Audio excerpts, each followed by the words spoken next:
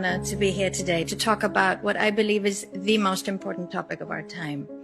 The title of my talk, Transhumanism, the Endgame, probably gives away my take on the matter.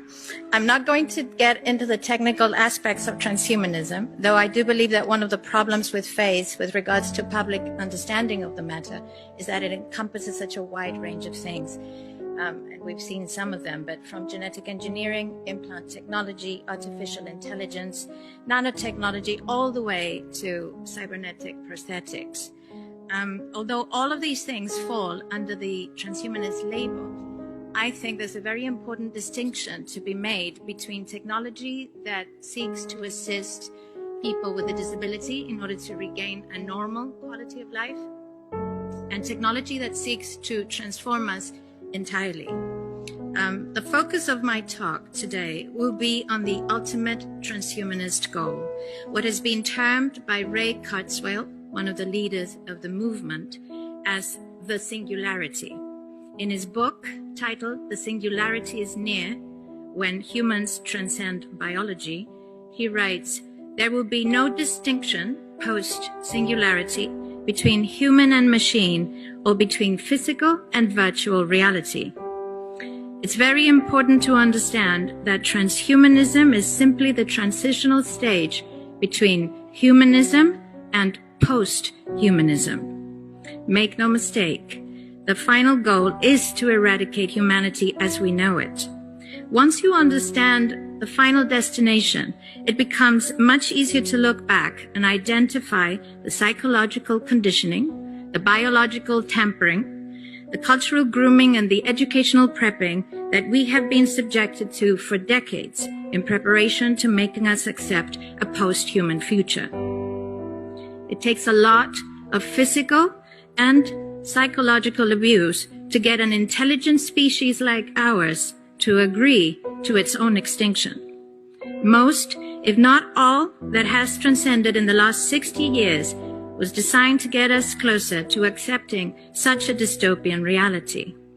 Whether you care to accept it or not, we live in a hyper-controlled matrix where our perception of reality is meticulously planned, managed, and executed in order to control and steer us in whichever direction they wish. And the direction is a post-human world. For this, they first needed to destabilize, dehumanize, and demoralize humanity through every means possible.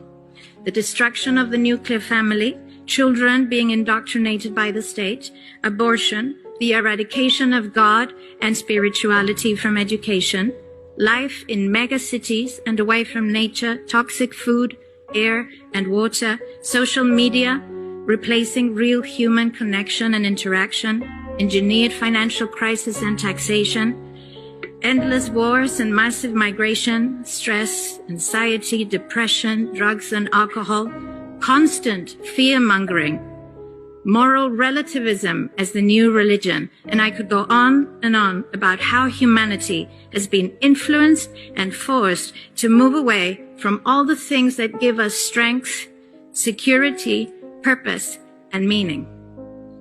A weak, immoral, disconnected, ignorant, and unhealthy population is an easy target for the next stage, the creation of an entire generation of androgynous beings. Masculinity is under attack psychologically, culturally, and biologically. Women are being replaced in sports, entertainment, and politics by men pretending to be women. And children are being indoctrinated at school to think that gender is a choice. The transgender movement is not a grassroots movement. It comes from the top. It has nothing to do with people's freedom of expression, sexuality, or civil rights. It's an evil psyop with a clear agenda to get us closer to transhumanism by making us question the most fundamental notion of human identity, our gender.